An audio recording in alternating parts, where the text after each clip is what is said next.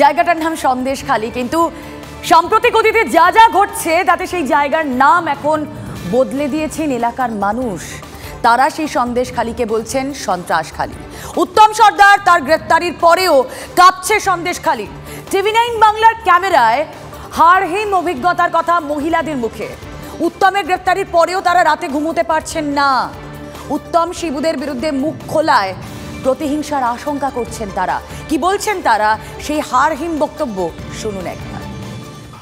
বলছে ওকে তো ধরলেন, এবার শিবু হাজরাকে না ধরলে তবে তো আমাদের জীবনে ঝুঁকি থেকে যাবে না, কারণ ও থেকে তখন তো ওই শিবু হাজরাই নাড়বে, নড়ে তখন তো আমাদের থাকতে পারবো না, না ভয়তে থাকতে পারবো, আমার স্বামী সন্তানরা তো থাকবে, তখন তো ও এমন বিরক্ত করবে, আমার বাড়িতে থাকতে দেবে না। এখন আপনারা কি চাইছেন? আমরা চাইছি যে শিবু হাজরা উত্তম ওদের জেল হোক। হ্যাঁ, শেখ শাহজাহান এদের জেল হোক, কারণ আমরা শান্তিভাবে বাস করতে চাই। অনেকেই আতঙ্কিত, আর অনেকটাই আতঙ্কিত আছি। আমাদের রাত্রে কিন্তু ঠিকঠাক ঘুম হয় না, যে কখন কোন দিক থেকে আক্রমণ হবে, এটা কিন্তু আমরা অনেক মনে আশঙ্কা নিয়ে কিন্তু রাত্রে ঠিকঠাক ঘুমাই না। নিজের পরিবারকেও রক্ষা করার জন্য আমরা মনে খুব ভয় নিয়েই থাকি, কারণ মানুষের উপরে ওরা যে এতটা অত্যাচার করেছে, এটা স্বাভাবিকের কিন্তু চায় না। কি ধরনের অত্যাচার চালাতো? যেমন ধরো এই যে জমি নিয়ে নেওয়া, মানুষের এই যে বাড়ির বৌঝিদেরকে রাত্রে যখন তখন বলে তখনই যেতে হবে, এইগুলো বিষয় নিয়ে। মানে বউদেরকে বউ, বাবা মা, ভাই বোন যারা আছে, এক্ষুনি যেতে হবে তো যেতে হবে, এক্ষুনি ডাকলে যেতে হবে তো যেতে হবে, করার কিছু নেই, না হলে মারধর করবে। তারাই তো আগে উস্কেছে। আমাদের ধরো অল্প 2 বিঘা কি 3 বিঘা কি 1 বিঘা আছে, আমাদের বাধ্যগতি দিতে হয়েছে, কিছু করার নেই। এবার যাদের বেশি জমিন তারা দিয়েছে, আমরা সে জায়গায় কিছু করতে পারি? আমাদের 2 বিঘা 1 বিঘা, আমরা যদি না জমিন দিই আমাদের তো জল দেবে না, কিছুই দেবে না। যেই আমি একবার বলেছিলাম, এইখানে শিবুদা এসেছিল, যে হয় আপনারা জলটা কাটান, না হলে এক কাজ করুন, বাঁধটা কেটে আর ঢুকিয়ে দিন জল আরো বেশি করে। তা আমাদের 1 সপ্তাহ গাড়ি বন্ধ করে দিয়েছিলেন, কাজ করতে দেয়নি বাড়ির লোককে। ভয়টা বুঝতে পারছেন? ভয়টা কোথায় গেঁথে বসে আছে বুঝতে পারছেন? এমনিতেই তাদের রাতে ঘুম হতো না, আর উত্তম সর্দারের গ্রেফতারির পর তাদের রাতের ঘুম আরো উড়ে গিয়েছে। তার কারণ এরাই তো মুখ খুলেছিলেন, তাই তারা কোথাও গিয়ে আশঙ্কা করছেন আরো ভয়ঙ্কর কোনো পরিস্থিতির মুখে হয়তো তাদের দাঁড়াতে হতে পারে। হ্যাঁ, ভয়ঙ্কর পরিস্থিতি আগেও ছিল, তাদেরকে রাতে ডেকে পাঠানো হতো পার্টি অফিসে, আর তারপর কি হতো তা তারা বলেছেন এর আগে। এই মুখ খোলার জন্য তাদেরকে আবারও বিপদে পড়তে হবে না তো, এই প্রশ্নটা তারাই তুলে দিচ্ছেন। আরো একবার শুনুন কি ভয়টা পাচ্ছেন তারা। বলছে ওকে তো ধরলেন, এবার শিবু হাজরাকে না ধরলে তবে তো আমাদের জীবনে ঝুঁকি থেকে যাবে না, কারণ ও থেকে তখন তো ওই শিবু হাজরাই নাড়বে, নড়ে তখন তো আমাদের থাকতে পারবো না, না ভয়তে থাকতে পারবো, আমার স্বামী সন্তানরা তো থাকবে, তখন তো ও এমন বিরক্ত করবে, আমার বাড়িতে থাকতে দেবে না। এখন আপনারা কি চাইছেন? আমরা চাইছি যে শিবু হাজরা উত্তম ওদের জেল হোক। হ্যাঁ, শেখ শাহজাহান এদের জেল হোক, কারণ আমরা শান্তিভাবে বাস করতে চাই। অনেকেই আতঙ্কিত, আর অনেকটাই আতঙ্কিত আছি। আমাদের রাত্রে কিন্তু ঠিকঠাক ঘুম হয় না, যে কখন কোন দিক থেকে আক্রমণ হবে, এটা কিন্তু আমরা অনেক মনে আশঙ্কা নিয়ে কিন্তু রাত্রে ঠিকঠাক ঘুমাই না। নিজের পরিবারকেও রক্ষা করার জন্য আমরা মনে খুব ভয় নিয়েই থাকি, কারণ মানুষের উপরে ওরা যে এতটা অত্যাচার করেছে, এটা স্বাভাবিকের কিন্তু চায় না। কি ধরনের অত্যাচার চালাতো? যেমন ধরো এই যে জমি নিয়ে নেওয়া, মানুষের এই যে বাড়ির বৌঝিদেরকে রাত্রে যখন তখন বলে তখনই যেতে হবে, এইগুলো বিষয় নিয়ে। মানে বউদেরকে বউ, বাবা মা, ভাই বোন যারা আছে, এক্ষুনি যেতে হবে তো যেতে হবে, এক্ষুনি ডাকলে যেতে হবে তো যেতে হবে, করার কিছু নেই, না হলে মারধর করবে। তারাই তো আগে উস্কেছে। আমাদের ধরো অল্প 2 বিঘা কি 3 বিঘা কি 1 বিঘা আছে, আমাদের বাধ্যগতি দিতে হয়েছে, কিছু করার নেই। এবার যাদের বেশি জমিন তারা দিয়েছে, আমরা সে জায়গায় কিছু করতে পারি? আমাদের 2 বিঘা 1 বিঘা, আমরা যদি না জমিন দিই আমাদের তো জল দেবে না, কিছুই দেবে না। যেই আমি একবার বলেছিলাম, এইখানে শিবুদা এসেছিল, যে হয় আপনারা জলটা কাটান, না হলে এক কাজ করুন, বাঁধটা কেটে আর ঢুকিয়ে দিন জল আরো বেশি করে। তা আমাদের 1 সপ্তাহ গাড়ি বন্ধ করে দিয়েছিলেন, কাজ করতে দেয়নি বাড়ির লোককে। জোর করে জমি কেড়ে নেওয়া, মিটিং এর নামে তাদেরকে রাতে পার্টি অফিসে ডেকে নিয়ে যাওয়া, এই সমস্ত তারা ভুলতে পারছেন না, তাই তাদের রাতের ঘুমও আর আসছে না। কথা বলবো আমাদের সঙ্গে প্রাক্তন পুলিশ কর্তা অরিন্দম আচার্য রয়েছেন। অরিন্দম বাবু, স্বাগত জানাবো টিভি9 বাংলায়। আমি রুমেলা কথা বলছি আপনার সঙ্গে স্টুডিও থেকে। বিশ্বাস করুন, যখন এই মহিলাদের বক্তব্য শুনছি না, আমার গায়ে কাঁটা দিচ্ছে। তারা ওখানে কিভাবে কি আশঙ্কায় রয়েছেন। তারা বলছেন উত্তম সর্দারকে তো গ্রেপ্তার করা হয়েছে, কিন্তু শিবু হাজরাকে গ্রেপ্তার না করলে আমরা বোধহয় রাতে আর ঘুমোতে পারবো না।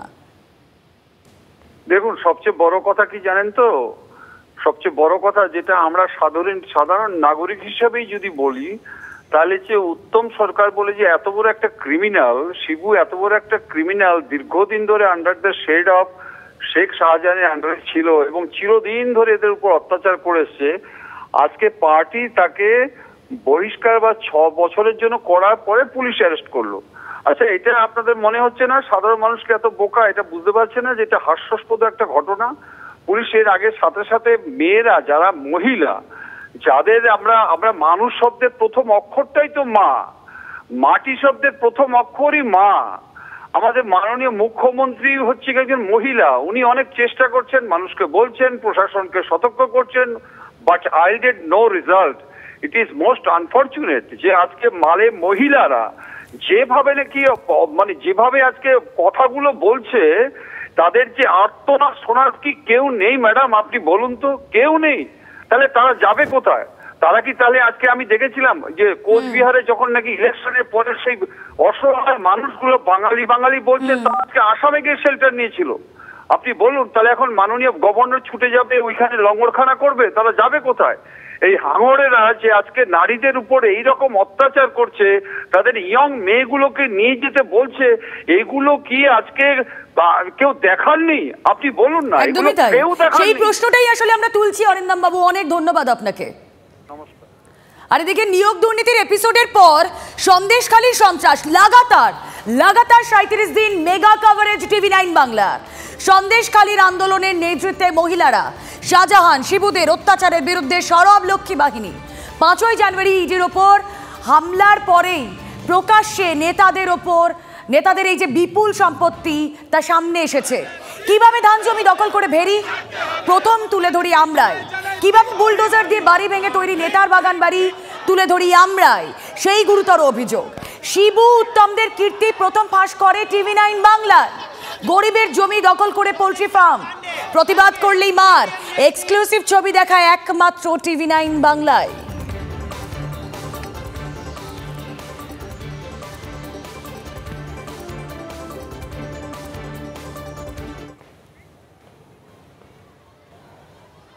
সন্দেশখালী একটা আন্দোলন দেখছে, সেই আন্দোলনের নেতৃত্বে উঠে আসছেন এক মহিলা।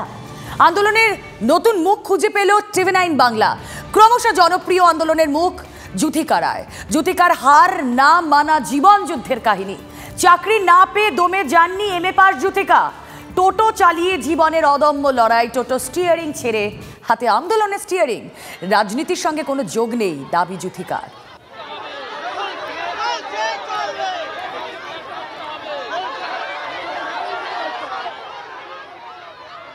যে যুথিকা রায়, শিবু হাজরা, উত্তম সর্দারের রাজনীতি কত খারাপ, কেন তার বিরুদ্ধে মহিলারা সামনের সারিতে এসেছেন তার ব্যাখ্যায় জানিয়েছিলেন সন্তানদের, ছোট ছোট সন্তানদের এই শিবু হাজরা, উত্তম সর্দারেরা নেশার সামগ্রী ধরিয়ে, আগ্নেয়াস্ত্র ধরিয়ে, লোকের ঘরের ভাঙচুরের সংস্কৃতি ধরিয়ে তাদেরকে বিপথে চালিত করছেন। তার প্রতিবাদে তিনি রাস্তায় এসছেন। আমি একজন টোটো চালক, টোটো চালিয়ে আমার সংসার সামলাই, এটাই হচ্ছে আমার প্রধান পরিচয়। আমি এটুকু বলছি আজকে আপনাদের কাছে, এইটা বলছি যে আমি কোথা থেকে উঠে এসেছি, আমি কে। আমি সুরেন্দ্রনাথ কলেজ থেকে গ্রাজুয়েশন কমপ্লিট করেছি, রবীন্দ্রভারতী থেকে আমি এমএ পাস করেছি। এমএ পাস করার পরে আমি এখানে আজকে এসে আজকে টোটো চালাই রাস্তায়, বুঝলেন আমার পরিস্থিতি। আজকে আমি কেন সামনে গেছি, কতটা দেওয়ালে পিঠ থেকে গেলে তারপর সামনে যেতে হয়। স্কুল টিচার, প্রাইমারি টিচার, এগুলো পরীক্ষা দেয়নি? হ্যাঁ দিয়েছি তো, মানে এত ভালো পরীক্ষা দিয়েও পাইনি, মানে এতটা ভালো। এই যে দেখছেন না টিভিতে দেখাচ্ছে দিদিরা ন্যাড়া হয়ে বসে আছে, কেন? আসলে আমি তো অত দূর যেতে পারবো না, কারণ আমাদের দুস্থ পরিবার, আমাদেরকে সামলাতে হবে। ওখানে গিয়ে বসে থেকে সময় কাটাতে পারবো না, ওনাদের সঙ্গে সময় দিতে পারবো না, কিছু না কিছু করতে হবে। সেই জন্য কোনো না কোনো কাজের মধ্যে জড়িয়ে পড়েছি। তারপরে টোটো চালান।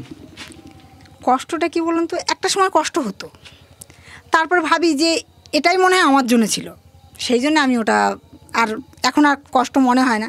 আর কিছু তো একটা করছি, সেটা সৎ পথে করছি, এটাই সব থেকে আমার বড় ব্যাপার। এই যে শেখ শাহজাহানের মতো সমাজসেবী, এই যে বাদলবাবু আপনাদের মিডিয়াতে বলেন উনি একজন সমাজসেবী, আমার বাড়ির পাশে একজন আছে উনি একজন সমাজসেবী।